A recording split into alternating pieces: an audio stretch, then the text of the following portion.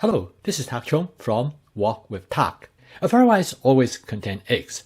The eggs usually are beaten and fried separately before added to the rice. Several years ago, I was teaching a cooking class at a park near the community garden, and I forgot to bring a bowl to beat up the eggs.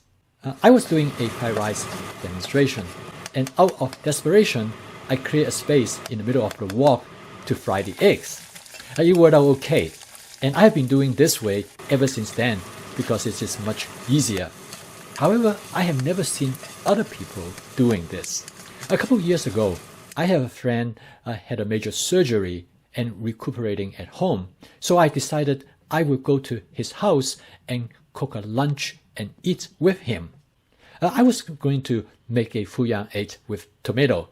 Again, I forgot to bring a bowl, and we could not find a suitable one in his kitchen. So I decided to try the same approach with the fried rice. I'm going to crack the egg directly into the wok. I realized that this would change the texture of the egg. However, I don't know how much, and I do not know how much it will alter the characteristics of a fuyang egg dish. In this video, I'm going to show you this approach and how it affects the outcome of the dish.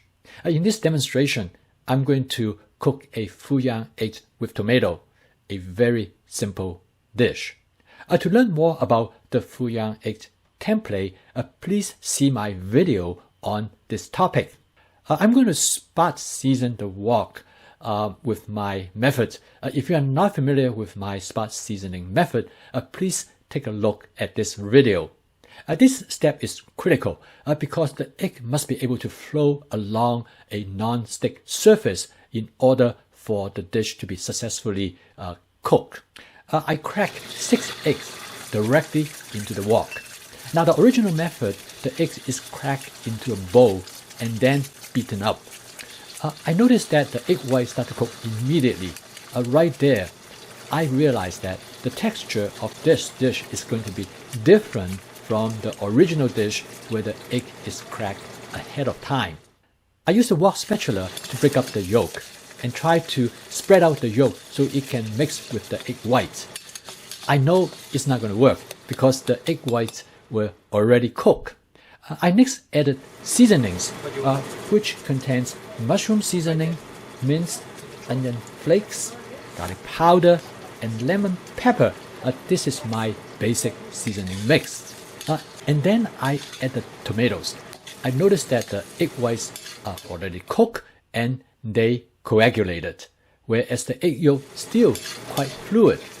In the next step, I tried to fold the egg around the tomatoes, but I couldn't do that anymore because they do not stay as a single entity as in the case when the egg was beaten up in advance. I almost end up scrambling the egg, and you can see the distinction between the egg whites and the egg yolks. In another 15 seconds, the dish is done. I noticed that this dish has a very distinctive look in comparison to the fuyang egg dish earlier. The original fuyang dish has a more homogeneous texture, whereas this one has a separation between the egg whites and the egg yolks. I definitely could taste the difference between these two, but at this point, I don't know which one is better. For me, this is what makes cooking fun. The exploration and the experimentation, sometimes intentional and sometimes accidental. I was a trained scientist, and the emphasis has always been on observation, and I think this is also true in cooking.